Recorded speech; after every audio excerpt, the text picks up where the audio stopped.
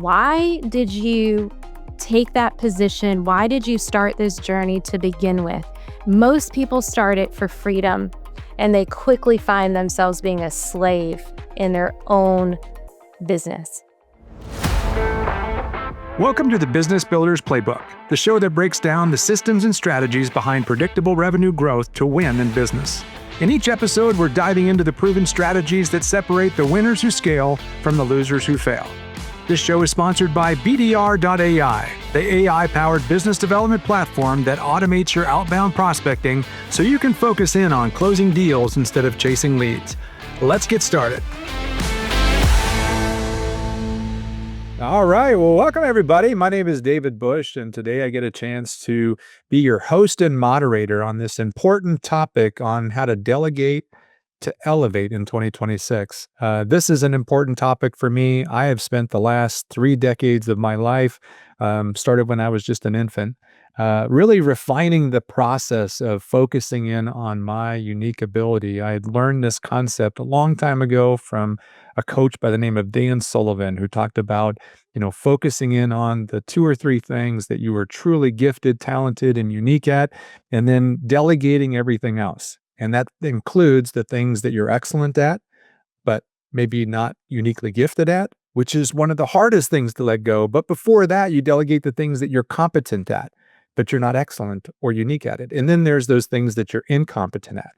And I have used that funnel strategy or that targeted strategy for my entire adult life, and it is a challenge. And so when I had a chance to meet Mary Elaine Baker, owner of VAUSA, expert at delegating and elevating, I was blown away by how she had made this process so simple. And I kicked myself for spending 30 years of my life not finding a person like Mary Elaine to guide me through this process, because there are things that you just don't know that you don't know. And most of you as entrepreneurs, C-level executives and high performers, you know this stuff, but you continue to tell yourself that you know what you know, and so much of that isn't so. It's not easy to go out there and truly delegate, or there's things that you think that can't be delegated. And just like me, you're not necessarily in a position to make those decisions effectively because you just don't know what you don't know. So today I'm going to get a chance to put Mary Elaine on the hot seat, and she has a vast experience. She has mastered this. I mean, you could just look at the bookshelves behind her to know how highly organized and efficient this individual is. And her husband, Brett, are doing an amazing job with equipping senior level leaders, executives, small business owners, coaches, and consultants with the type of support that they need so that they can delegate and elevate. So, Mary Elaine, thanks so much for cutting time out of your busy day to teach us all some of the principles that you've mastered over the years. Yeah, I'm happy to be here. Let's get going. Wonderful. Well, for those of you that are here with us live in this interview, you can ask questions in the chat. I have collected questions from participants and just put in some really hot topics that we think are going to be appropriate for the audience that are watching this live or watching the recording. But if you have a question, throw it in the chat. We'll try to get to those in the order in which they're received. So, Mary Elaine, just start with telling us a little bit of how you got into the business of helping people to delegate and elevate. What's the backstory, the origin story of VAUSA and Mary Elaine? So, my husband and I are a veteran family. My husband served in the military for about 13 years as an active duty Army Ranger, and we had a crazy military life. And I was actually a teacher for the first 5 years of our marriage. So, with him being gone so frequently on deployments and trainings, after about 4 years of doing that, I started to feel some burnout. And I knew that I needed to make a career change so I could have more time freedom and flexibility to adapt to our crazy lifestyle. And we had 2 young children in daycare also. So I felt like I was operating as a single mom for most of our military life and career, which is the theme for most military families and most military spouses specifically. So I left teaching. This is going to be a real short version of this story. I left education and became a virtual assistant. And so through that journey, I went from being in the classroom to serving entrepreneurs. I had multiple entrepreneurs that I was working for, all completely different personalities and very different industries. And I started learning the inner workings of how, not just how does a business operate, but what is going on inside the brains of the business owners or the high level executives. And it's a mess in there. It's complex. So I Don't sugarcoat it. Just tell it how it really is. It's a mess. I It's like a that. mess, and it doesn't matter what, I like I said, I had all different kinds of personalities that I was working with, but the common struggles were very similar. And what I realized was not only did they struggle in different ways to delegate, but they also struggled with how to communicate effectively with me, how to use me. I was a resource, I was a tool in their lives. And I basically had to teach them how to be able to use me properly and to be able to wield me as a very powerful tool in their arsenal to be able to improve their impact in their organization. So I am so blessed. I'm still friends with those clients to this day. They're actually still clients of mine, which is so cool to think about. But through that journey, I realized what I experienced in my change in my career and in my military life was that I wasn't the only one going through that. I had lots of friends that wanted to be taught, how do you do what you do and how can you find clients and all of these questions. So what I created is what's now VAUSA, and I think of us as a matchmaking company. We're a relationship-driven business. We're going out there to create and build long-term working relationships and friendships very strategically, and we're here to be a bridge for the people, the very talented and values-driven individuals who really struggle to find steady work that aligns with their lifestyle, and the entrepreneurs who are drowning and really want someone that they can trust to come into their world. And we help them and teach them how to work best together. So we help them find each other, and then we help guide them on that process that can be very overwhelming for many people on how to overcome the challenges of communication and delegation to get to traction.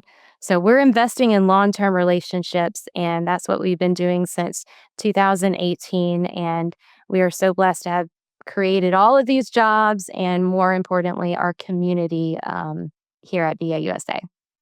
Yeah, so thankful for your service to our country and also for all of your staff that is in that journey and sometimes an uncertain journey. And just spoke to one of your staff members today and was just so impressed with just how they've navigated all the change that gets thrown at them, and they're still doing an amazing job in supporting others as a part of their role with VAUSA. So if this show is resonating with you and you're ready to take action because you want to scale your business faster, smarter, with more AI and technology and less labor, check out BDR.ai. We help entrepreneurs and executive sales leaders to automate the grind of prospecting so you can focus your time on closing deals and growing revenue where you should be spending your time. With AI-powered data, digital outreach automation, and done-for-you prospecting systems, you'll connect with more qualified leads, book more appointments, and build predictable revenue without adding more hours to your week or the week of your staff. Visit BDR today and discover how our AI prospect finder and digital BDR agents can help you to build your pipeline and your profits. Visit BDR.ai, where business builders learn how to automate and scale their playbook. So, our show is all about being a business builder and having a playbook for launching your business into a higher level of success. And we're going to talk a lot about the words that end in eight, which is delegate, elevate, communicate, validate, automate, all those eight words. But what are the biggest time wasting tasks that entrepreneur minded or entrepreneur people should be delegating first? We talked about incompetent tasks, but what are the things that you're seeing as a common thing that you're just like, if you are doing these things and you are an entrepreneur that wants to elevate, stop doing that. So before I tell you what some of those most common tasks are. I think it's more important to first start with some self reflection because you have unique wirings, unique abilities. You were talking about this earlier, and I almost stopped you and said, "Hey, you're about to steal my points here that I'm trying to make." Um, but I believe that we're all born with some very powerful gifts. And it's important to understand what those gifts are because and I experienced this myself. What I didn't mention is when I made the shift from being a virtual assistant to being a business owner, I basically had to go through the whole journey myself that my clients go through. So I got a taste of my own medicine. I got to experience exactly what it means to be on that other side of that fence. And that gave me a huge dose of empathy, but it also gave me so much experience. And I'm still learning, how to delegate effectively. But what I discovered through my journey was I was wearing way too many hats. And when you start a small business, you tend to wear most of the hats. Um, and I kind of lost sight of where I should be spending my time. So, as your business grows, as I hope they all do, you start naturally wanting to shed hats and delegate. So, I still have to practice this is reminding myself what should only Mary Lane be doing? What are my natural abilities and gifts? And then what am I currently spending my time on that's not aligning with how God wired me? And what's going to be the most impactful for the business and for the mission. So it's don't just do this one time. I think this needs to be done multiple times throughout the year. Um, and part of that journey of understanding what that is, we do multiple assessments here. We get all of our clients to take the DISC and the Working Genius. The Working Genius was created by Pat Lencioni. I think it's fabulous, but I love the pairing of those two assessments together. One is more communication driven, and the other is more natural gifts and abilities and what's going to give you the most energy. So start there and then do a time audit. How are you currently spending your time? And are these activities that you're doing lining up with how you're wired? So that would give you a great starting point. Now, I always say that the gateway drugs for any entrepreneur, for any high level executive, are communication management, task and project management, and then time or calendar management. Those tend to be the biggest time sucks, and then a lot of people are using their inbox as their to-do list, which is a dangerous game to play. And so we try to work and make sure that you're getting out of that inbox, and a lot of your workload or open loops are a lot of times stemming from your inbox. And so an assistant can help kind of triage that and know where does this information need to go and what you actually need to pay attention to. Yeah, I love that concept because if you try to get into the focus of delegating the things that you don't want to do, while that may be a logical place to start, if you don't start with the things of what is it that I've been gifted to do?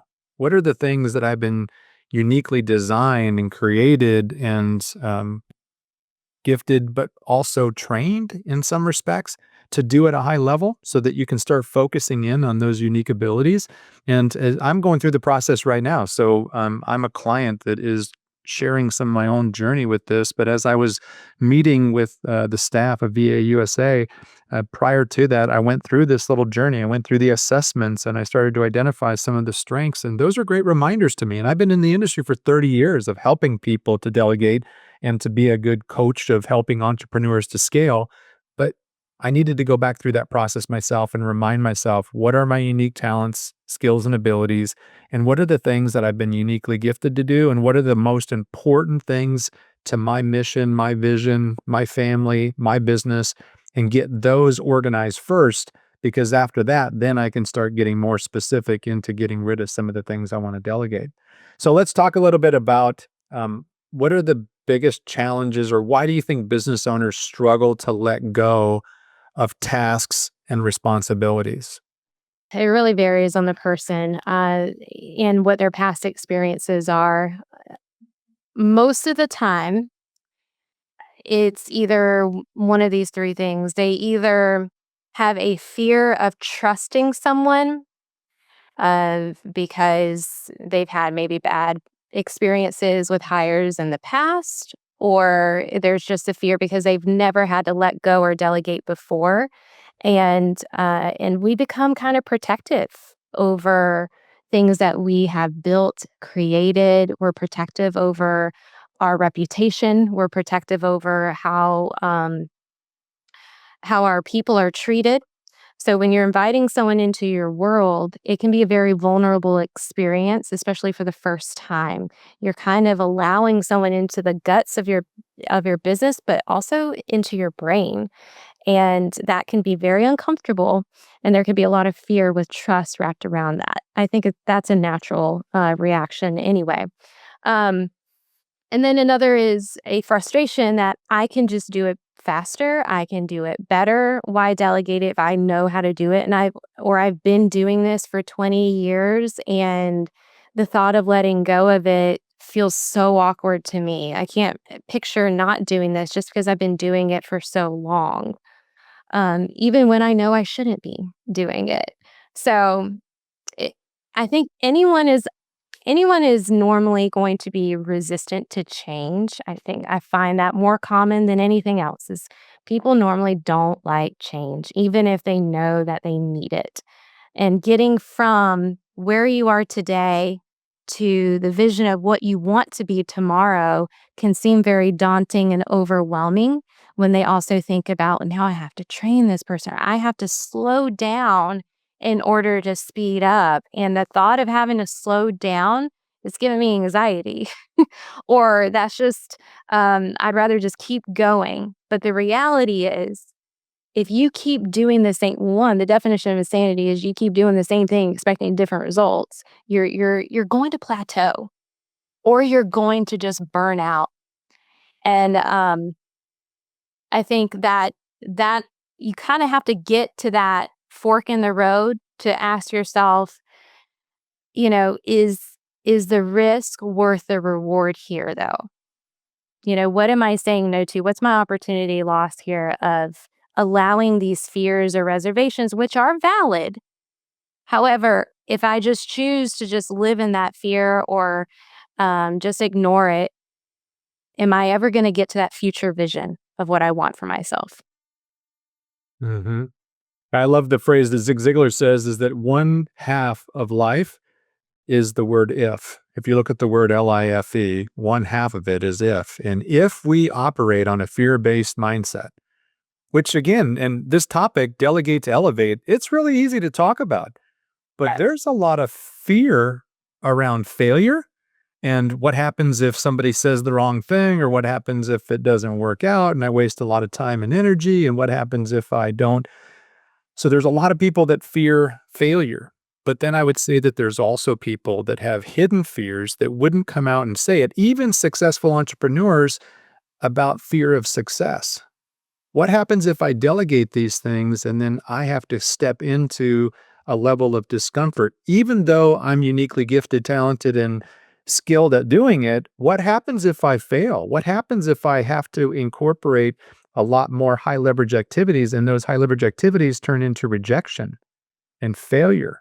And I have to go in there and I have to grow into becoming the person that I want to become to have the success and elevate to a higher level of elevation. So just like climbing a mountain, if you want to elevate to a higher level, you got to let go of your current reality. You got to let go of the fear of maybe climbing and sliding back. And my brother, who's the co-owner with me with BDR.ai, he has a great mindset around delegating to elevate. He says, if somebody else can do something 50% as good as I can, I'm willing to accept the 50% that's not as good or that is causing of failures and mistakes, because that's the only way that I'm going to elevate. And what I've found personally, testimonials of other people, is if you have a faith-based mindset, you start experiencing the fact that there's people out there that do things 10 times as good as you that you don't even They know. actually enjoy it.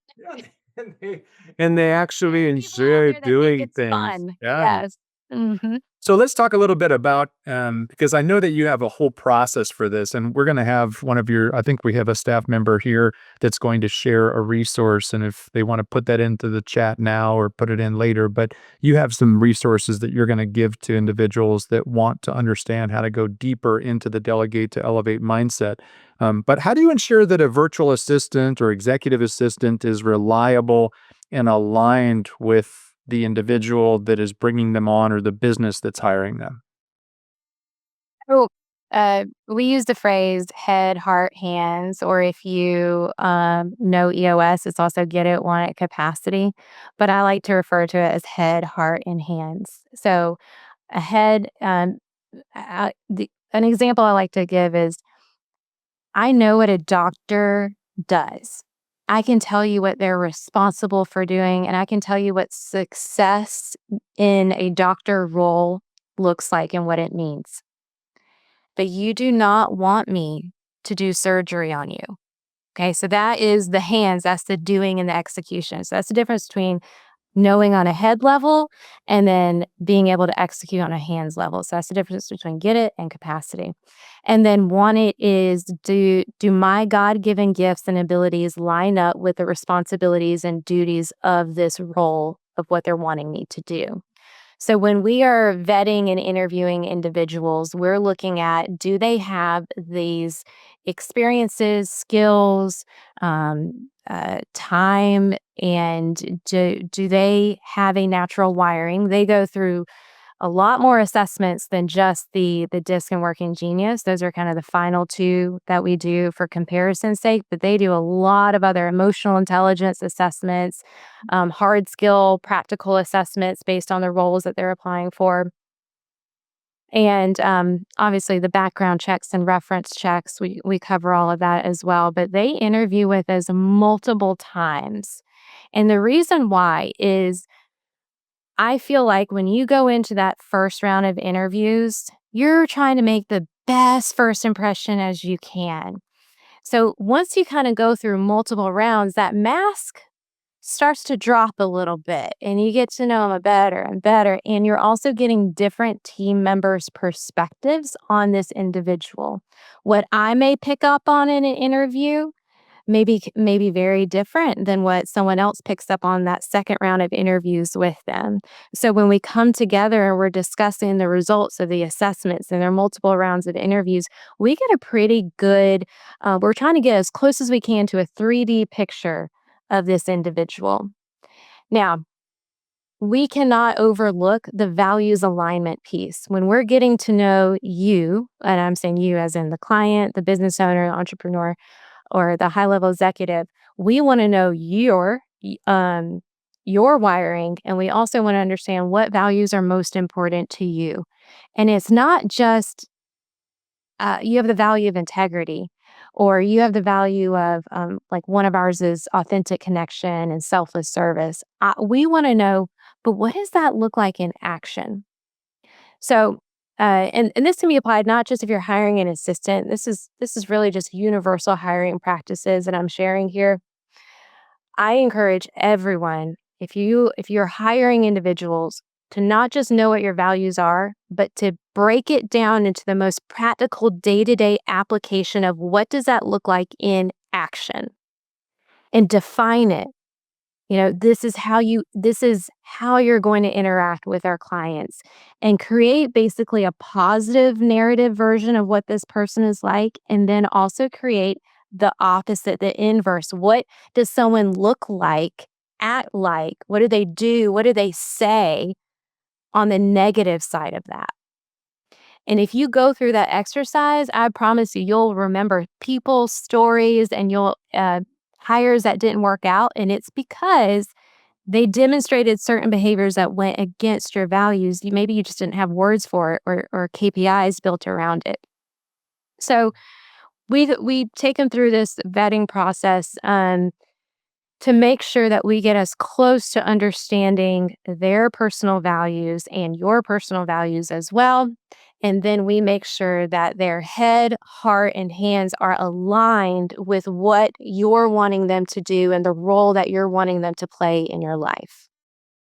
Mhm. Yeah, and there's so much to that that many of us haven't necessarily explored as it relates to personality styles or their individual gifts, talents, and skills and experience. You could look at a resume and say, yeah, that person has the experience, but if they don't share the values and that's constantly creating drama, those create some long days. And I remember Brian Tracy, the famous speaker and author, said, the longest day in an entrepreneur's life is the day that they lose trust in a key employee and the day that they terminate them. And a lot of times we're kind of in a position where we can't let go of somebody because it's so expensive and challenging to train somebody new that we hold on to this like albatross around our necks that pulled us down versus doing a really good job on the front end. And obviously, there's a lot of things that need to be learned to do the things that you're doing at VAUSA to do things on their own. But people can do that. They can go out there and do the research. They can use the assessments, or they can leverage a professional organization like yours to kind of cut the line a little bit and have a little strategy that's already built in. So I want to jump into, there's a question in the chat that says, would you also say that a certain level of trust must be built in order to delegate and to delegate effectively? So, what's the process in your experience on how to build up that trust so that you eliminate the big failures or the big mistakes? And so it's no surprise. Every solid relationship is built on a foundation of trust. And when you're hiring someone, especially remotely, that's my whole world is remotely, that can be especially difficult to create. And what we are wanting, one of the first milestones we're looking for is that trust is built and established there within the first 30 days. So, one of the most common things that people like to overlook because the tendency is when you hire somebody is to get straight down to business and execution. You want to start training them, and we do. We start training right away, but we cannot overlook the relationship building aspect. You need to know what's going on in their world, what are their families like, know what their hobbies and their passions and their interests are. Because the more you really know someone and know how they best communicate and what their future goals are and what really motivates them and excites them, or what are current hardships maybe they're experiencing, the more you're going to be able to overcome challenges and conflict. We approach conflict head on, and we want to see it early. I know that sounds weird, but we have a team of coaches that help as soon as you hire an assistant, they're working with you. We're very collaborative. They're holding your hand and working with you, especially the first 90 days. It's the most critical time. But one of their primary roles as a coach is to mine for conflict. Because we know if we can get the two of you to work together and be comfortable in navigating healthy conflict together early and often, and that can look like, they submit a deliverable to you and you just don't like it. You would be surprised how many people won't say anything until 6 months later. So we help build and facilitate spaces and encourage and build confidence in navigating that conflict early and often and providing feedback and making sure that you're actually slowing down to get to know one another on a personal level. So, but the proof is always in the pudding. That's what I say about when it comes to delegating. You will know based on the output, the outcome of what you delegate.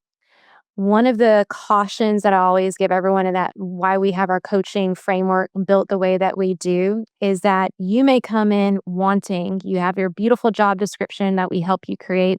This is the vision of success, but we help you create a roadmap of how to get there. So we are looking for those milestones. It's broken up into 30 days, 60 day, 90 day. We take that vision of success, we break it out and create that roadmap of how to get there. And if and what our hope is because they're experiencing these incremental successes and building confidence over time, and you are able to see it's not a big mess and you're not sure. if they're getting it done or not because you've given them a mess to get started with, you will be able to clearly see that the outcome is meeting your expectations. And so that builds confidence, but it also helps build trust. You're not going to hand over the keys to the kingdom overnight. You want to see incrementally that they are going to follow through, they're going to do it with excellence, that the two of you are going to communicate well and navigate conflict well, and that you can provide that critical feedback and they're going to handle it with grace and compassion. So that's not built overnight. But those are some of the key things that we do to help make sure, especially by the end of 90 days, that this is going to work for the long haul, not just a band aid on a situation. Yeah. So for those of you that are thinking about taking this on your own, you're going to want to have a communication plan in place because it's going to be between you and that assistant that's going to be navigating the process. And so many of us, visionaries and integrators and high level performers, we oftentimes just do like the dump truck and we back up the dump truck and dump all of these projects on the list of things to do. And that individual, the assistant, is trying to figure out priorities and, what's the most important thing? What's the things that I need to spend a little more time on? And without good communication, you know, they say communication is the results that you get. If you don't get the results that you wanted, it's because that there was poor communication. And the fact that VAUSA has a coach, success coach, that's an advocate for you and an advocate for the assistant, now there's great communication, great improvement. And, the assistants are basically subjecting themselves to coaching,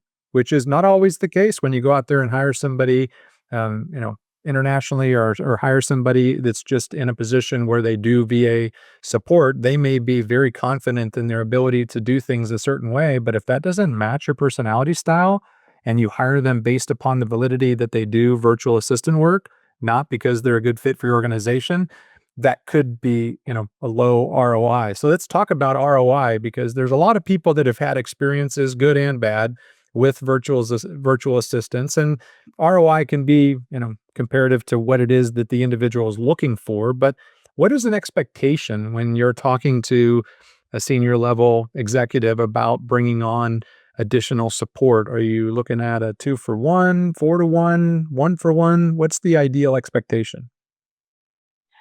So ROI, like you said, it can mean different things to different people. A lot of times, obviously, when you hear that word, you're thinking money. And so one of the things, if a client is coming to me saying, I want to know that I can afford this, am I going to be able to see an ROI on this? Oftentimes I ask them, do you know how much your own time is worth right now? And most people just don't. They haven't stopped to pause and think about, well, if I were to charge my own company for my time per hour, what would my rate be? So, and you can Google that. You could probably get AI to help you figure that out. And you could get it pretty accurate down to a dollar amount per hour, how much your time is worth. Then compare that to how you're actually spending your time. Where are your hours going? And if you are, let's say, $150 an hour individual, and you're doing tasks that are maybe $40 an hour, then I would say automatically you would get an ROI just because you could be spending and should be spending your time on activities that are worth your time and doing those things that only you can do, whether it's business development, building big relationships, um, doing more income producing activities or recording videos that only your face can be on, whatever that is. You need to make sure that, you know, you're actually spending your time and your own money, because time is money, where it matters. So you'll automatically see your ROI if you do that well. Now, ROI for other individuals could look like improving their health. Now I have time and margin to go to and accountability. No one thinks about when you're hiring an assistant that actually is invested in you personally and cares about you and is aligned with your values. They're going to be protective over your time. And if you say, I need to go to the gym every week, they're going to make sure that it's in your calendar and they're going to hold you to it. They're going to say, "Hey, did you go to the gym?" Just having someone in your corner in your life to ask you that question can make all the difference in the world for your health getting back on track. Your lower stress level. If you are able to minimize or X out all some of those tabs that are in your brain, your stress level should lower tremendously. Mental bandwidth is an ROI I think a lot of people don't really think about. We have all of these. One of the books I'm reading right now is fantastic. It's called Redeeming Your Time by Jordan Rayner. He talks about all of those open tabs as open loops in your brain. And the more open loops of all these things pinging at you and notifications throughout your day, they're bogging you down and you can't spend time and mental space to work on your business. So, can you really put a price tag on your health, on your stress level, on the clarity of mind to be able to focus on deep work on your business? There's no one else in the company that can do that but you. So, what are you losing out on is, I think, the more important question versus what am I gonna gain? Does that make sense? Absolutely.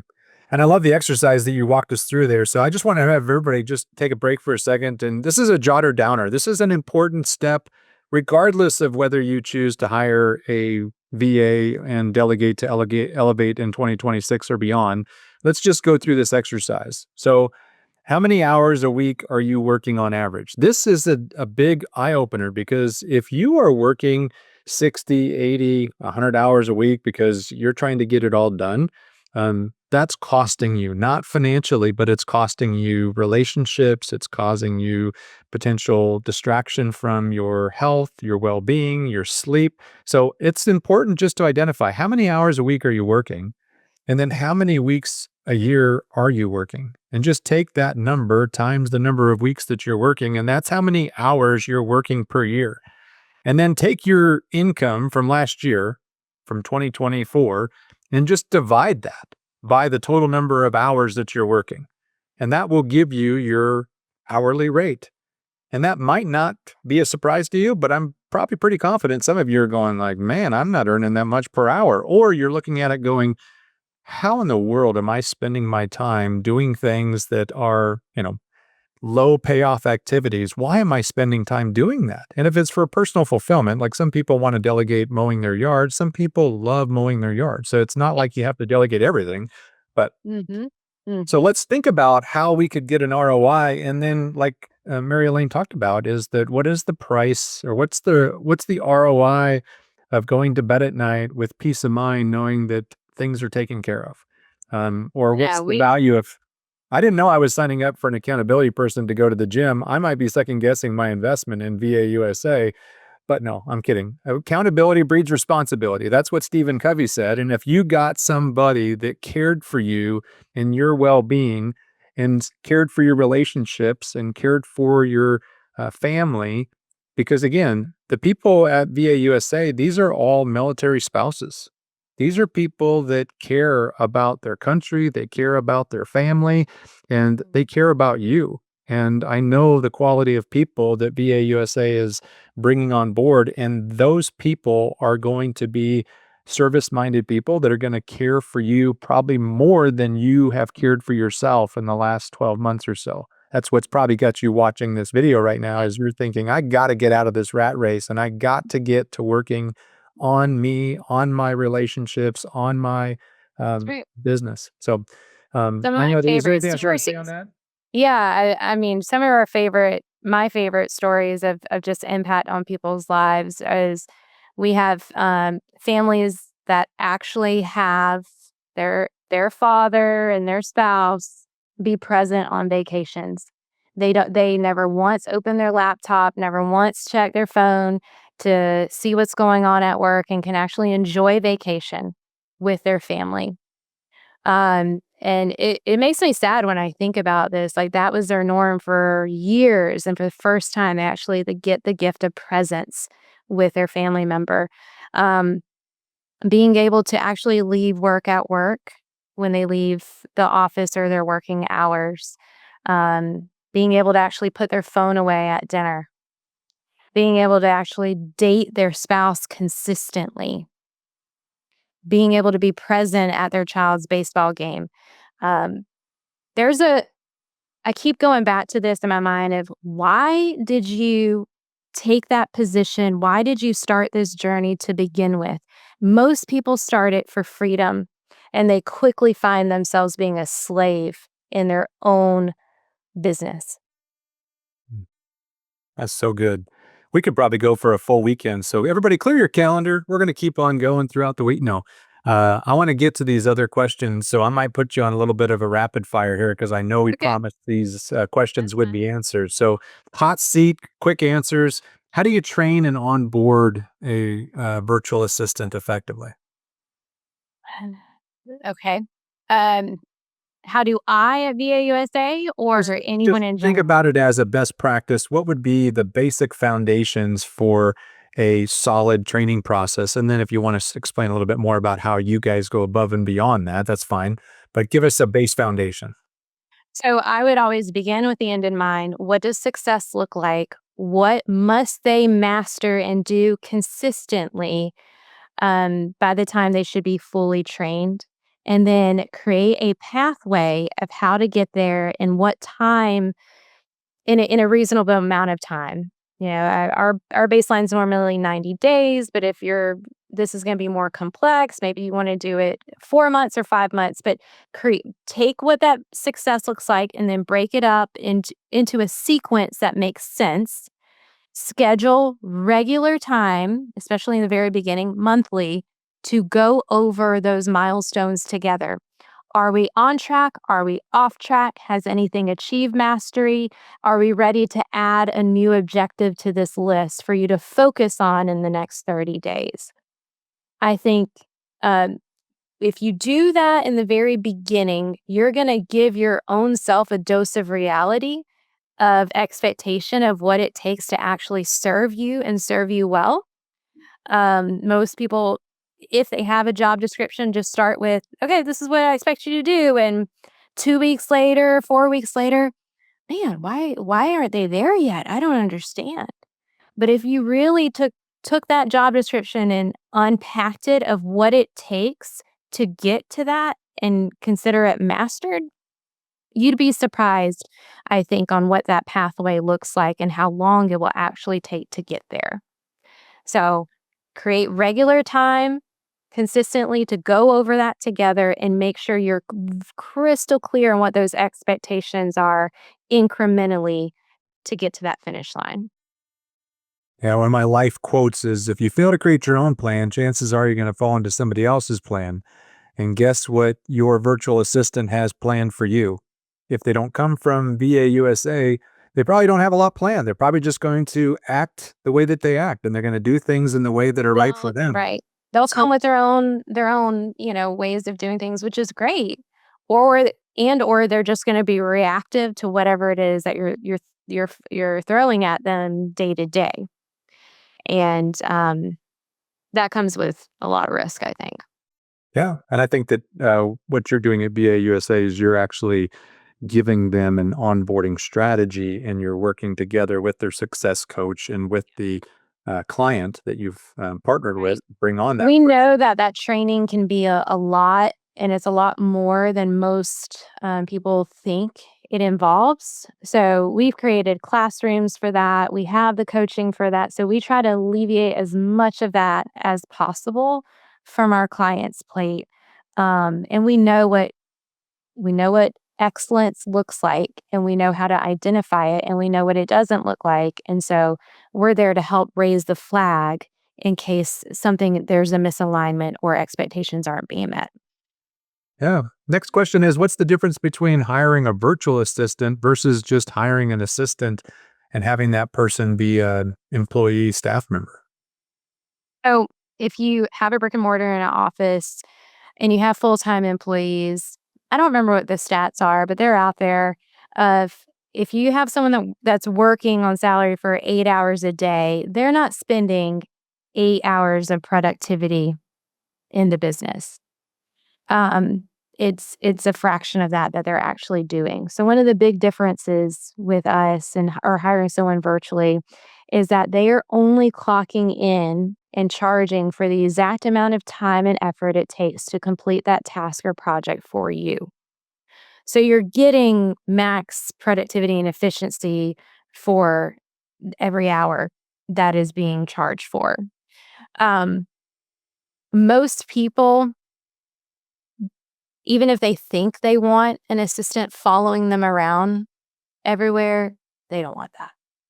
A lot of times I think people think, I have to have this person literally shadow and follow me into every room and everywhere I go for them to really understand what's going on. But one, that's so inefficient. And then you're allowing them to get in environments where they can get distracted. Because if you're in that environment and you're getting distracted, more than likely they're going to be pulled down with you. So having someone that's virtual a pro is that they're not getting bogged in any of the office talk, any of the water cooler talks. They're not being, dinged at from other people knocking on their door, pulling them away from you. So you get their full focus. And a lot of people don't think about that, but that can be very powerful. Mhm. We know burnout is a major issue for a lot of entrepreneurs and senior level executives. We're all given 168 hours a week. That's it. If anybody's found more, maybe you're going across the country and you're gaining hours back and forth or something. But most of us we're given 168 hours, and we need to use those to bring all of the things that are important to us together. Um, Delegating will not eliminate burnout. Because if all you do is delegate and then you fill up your cup, like if you have a 32-ounce glass and you put 34 ounces of fluid in that 32-ounce glass, you're still going to have a mess. So even if you pour out 6 ounces, if you put 6 ounces or 7 ounces or 8 ounces back in it, you're going to have another mess. So how does delegation and working with VAUSA actually reduce burnout? Is there anything that you're doing inside that process to make sure that that senior level person that has hired your services, that they don't just go out there and add a whole bunch of stuff to their calendar that keeps them in that burnout phase? Wow. There's only so much we can do to wrangle these visionaries and integrators. Like we can't control you completely. We can support with accountability. Um, And that's also, when you meet with the assistant and the coach, you're not just telling the assistant what your goals and objectives are, but the coach is there also to make sure that they know what your goals are and what your vision is for that additional time freedom that you're going to have. Um, Now, what you do day to day, that's on you and on your shoulders. But um, I think if you actually took time to change habits. I think identifying and knowing, like, what are those habits that I'm doing consistently that are not serving me, or what are the ones that I need to start to implement in my life, and doing just focusing on one habit at a time, I think would be very helpful. So one of the things that we do, is we wanna know if you have a goal for, let's say it is, every morning you wanna spend an hour in prayer and reading your Bible and in reflection, or you wanna take a clarity break once a week to be able to focus on the business and spend some time with just you and your notepad, dumping all that on paper. Of course, we can help you with just getting it onto your calendar, but I think it would be more important to create, tools and systems in your life or reminders of making sure that, for example, that you actually are setting that alarm on your phone. You're letting your family members know, hey, this is a new habit I'm trying to create. But we'll take that goal that you have and incorporate it into your weekly meetings with your assistant. And they can also ask you, are you on track or off track with this? If you're familiar with EOS, it's the same thing. And so at the beginning of every meeting is, I'm David. My rock has been every day, um, my first hour of my day with God, on track or off track. And if it's off track, let's add it to issues. Let's talk about what's happening.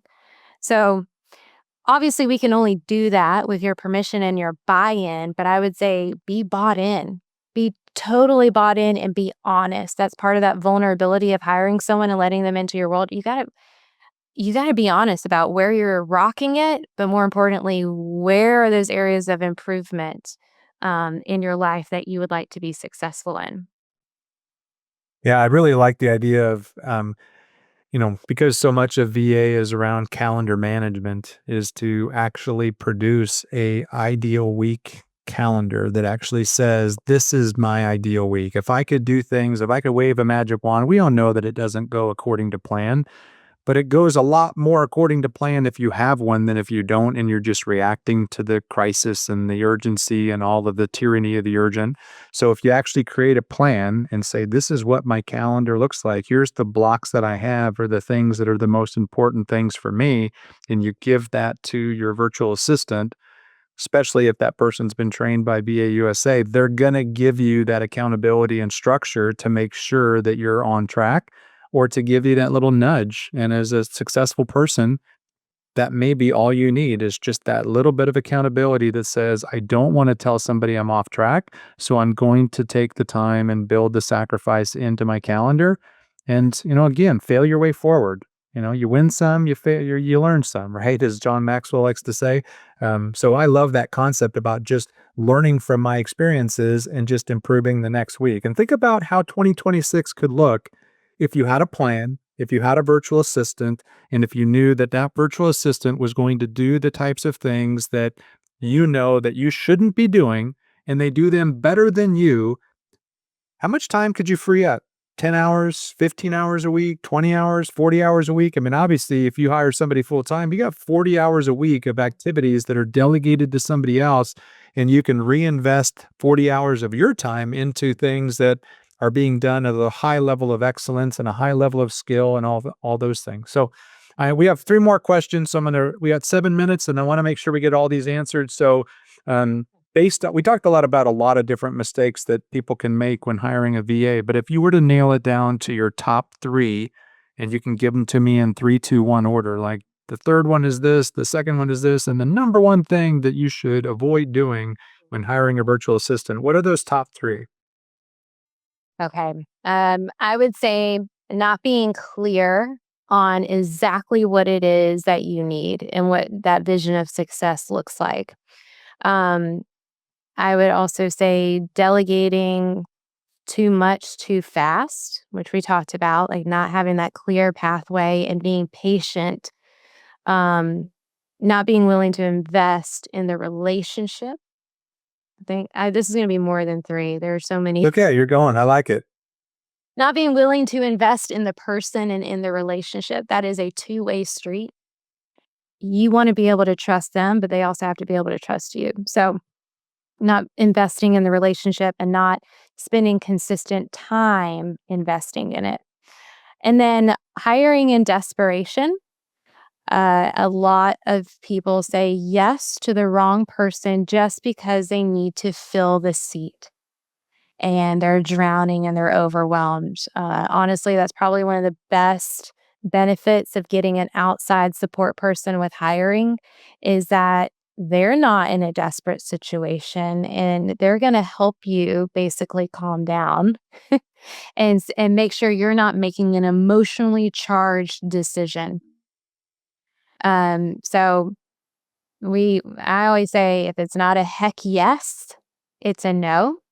So don't settle for mediocrity. You want to interview someone and say, and just be blown away that where has this person been my whole life and feel very strongly about it. Yeah, I love that. I like the P's that say problem, process, what happened? What do we want to have happen? What's missing? What's next?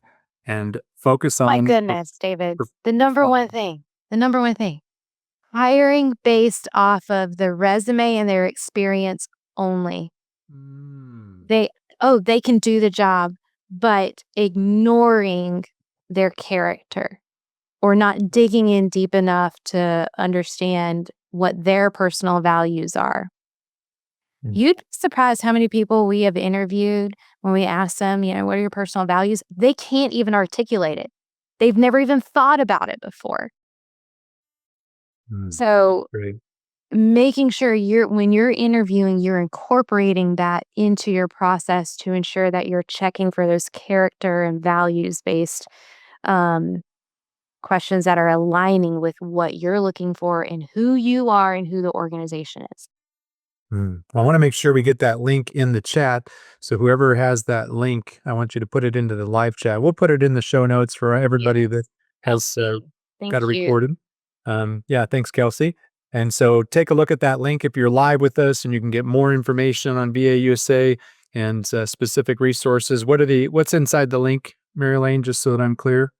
Well, it's a delegation journey. So if you're struggling of understanding, what can I delegate? What does that look like? We kind of walk you through that journey and then we give you a bunch of ideas on things that you can start taking off your plate. Wonderful. Fantastic. I remember you told me that earlier and I forgot. Sorry. So the final two questions, and we just have 4 minutes left before we wrap up. How do entrepreneurs know that they're ready to hire a VA? I know you just mentioned, not in a scramble, last minute, have to situation, crisis. Um, how do they know when they're ready to make the investment of time, energy, and effort into bringing that virtual assistant on? It's a making sure um, if you are the bottleneck in any way, then you have to figure out how to get yourself out of the way there. You need to delegate for that role. Um, Inbox and calendar overwhelm. If you're spending so much of your time being reactive to notifications everywhere, it's time to delegate. Um, and then if you are honest in building out a true accountability chart for your organization, how many times is your name appearing in those boxes? How many boxes is your name in? And when you look at that, like if you actually put a name to every single hat that you're wearing and you don't currently have someone hired for it, that means your name is there in that box. Um, Start prioritizing that list. Okay, what would be the most impactful thing that I could hire for tomorrow that would help me to start shedding these hats? But most people need to identify what are those hats that I am wearing and what position is this? Wonderful. Well, I'm going to end with one question, but I'm just imagining this concept of this person that's climbing this mountain, kind of like a mountaineer that's climbing Mount Everest, and they have these weights that are backpacks or they're strapped to their body and they're trying to carry these weights up to the top of the mountain. Every one of those weights is associated with a responsibility or a task or something that has to get done. So, if you were to give one piece of advice for entrepreneur cliff climbers that are out there trying to elevate the mountain of success in 2026, what's your one piece of advice for them to scale the mountain of success and to have extraordinary outcomes at the end of 2026? Stop doing everything by yourself. I think a lot of that can be tied up into pride and ego, thinking that I can or I should. Um, but just because you can carry that weight doesn't mean that you should be carrying it by yourself. We're not designed to live this life alone. We're not designed to run businesses on our own. And I think if we take an honest look in the mirror, we have to admit that we need a team around us. So I would I would stop thinking that you have to do everything and be humble enough to admit that there's only a few things that God designed you to do well and know what those are and pursue those with everything that you got. But to do that, it takes time to slow down and actually carve out time for reflection and strategic planning. Mm, so good and so valuable. The word me starts with a M, but if you turn that M upside down, it turns into we. And I think that all of us could turn me into we with just one other person that can add value and bring resources and fill in the gap. And I really encourage everyone here to go take a look at the link that's included in the show notes, that's inside the chat. Reach out to VAUSA, learn more about what they're doing. I'm sure that the resources that we've shared today and the download that's included in the show notes or in the chat are going to be helpful to you to delegate and elevate. And Mary Elaine, thanks for the work that you and Brett are doing, not only to empower the lives of virtual assistants that are military spouses all over the world, but to also be able to help all of the people that those people are working for to delegate and elevate and impact their world. So thanks so much for joining me. Looking forward to our future connections and opportunities. Thank you, David. Thank you, everyone. Thanks for tuning in to the Business Builders Playbook. If this episode gave you some plays that you can start running in your business today, hit subscribe and share with another revenue leader who's tired of the pipeline grind. Building predictable revenue isn't something you figure out alone. Whether you're looking to automate your prospecting with BDR.ai, or you just want to talk through the growth challenges you're facing, reach out. We help business leaders just like you to build systems that actually scale. And if you're ready to stop being your company's highest paid prospector, let's have a conversation. Reach out to us at BDR.ai. Until next time, let's keep building.